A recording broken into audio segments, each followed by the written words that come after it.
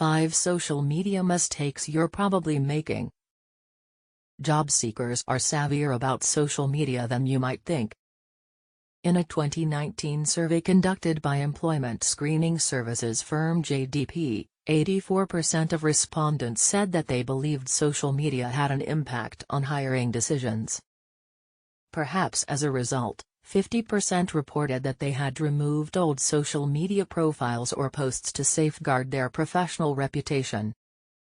CareerBuilder's survey of hiring managers and HR professionals found that 70% of employers research job candidates on social media and that 57% of those respondents said they'd chosen not to move forward with a candidate because of something they found online.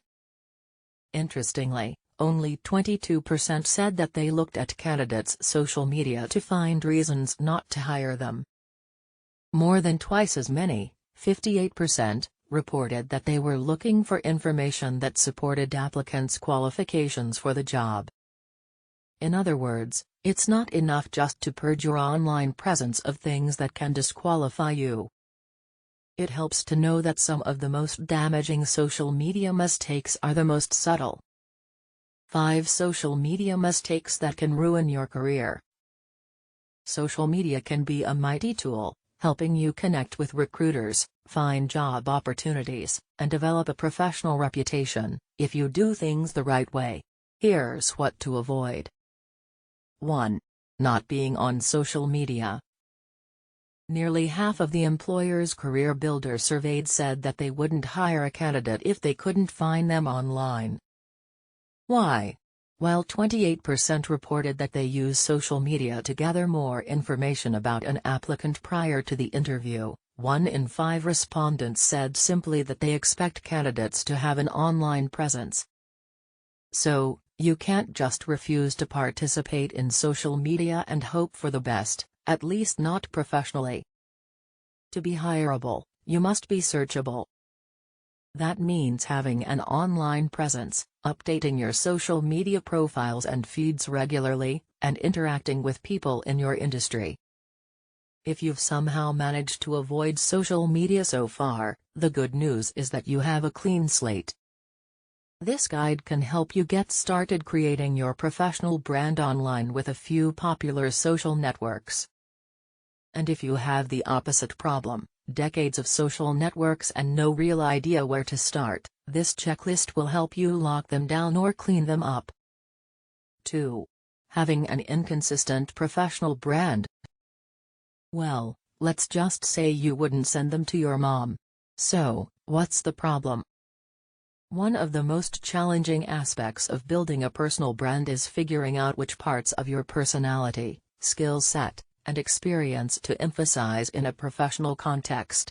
We are all multifaceted human beings. The difference between a personal brand and a professional brand is that the latter is just the stuff that matters to an employer. Your professional brand should also be consistent across social networks, right down to the photo you choose for your headshot. 3. Being insincere. If you spend any time on Instagram or YouTube, you're probably familiar with the phenomenon of influencers. These social media celebrities include actors, models, and reality TV stars, plus some homegrown famous folks who got their start online. What they have in common is the ability to influence viewers' buying habits. The most successful can earn hundreds of thousands of dollars for a single sponsored post. When it comes to building a brand on social media, you can learn more from these influencers than just how to choose a camera angle or a hashtag. According to research, perceived authenticity matters even more than perceived attractiveness when it comes to which influencers convert consumer attention into sales. In other words, people are more likely to buy products when they sense that the seller genuinely uses and likes them. When it comes to your brand online, you're both the seller and the product, and everything you post tells prospective employers what they might be buying, so it's important to be genuine and passionate about what you share. 4. Posting too frequently, especially during work hours. In its survey, CareerBuilder asked hiring managers to choose reasons why they didn't move forward with a candidate after perusing their social media. Most of the reasons are unsurprising. 40% cited inappropriate photographs, 36% listed evidence of drinking or drug use, and 31% found offensive and discriminatory comments. But at least one reason might come as a surprise. 12% said they declined to pursue a candidate because they posted too frequently. Why is frequent posting a problem? If it looks as if you spend all day on social media, your current or prospective employer might suspect that you're not doing much else. This is especially a problem if you're posting during the workday while you're employed. 5. Sharing information that could get you fired.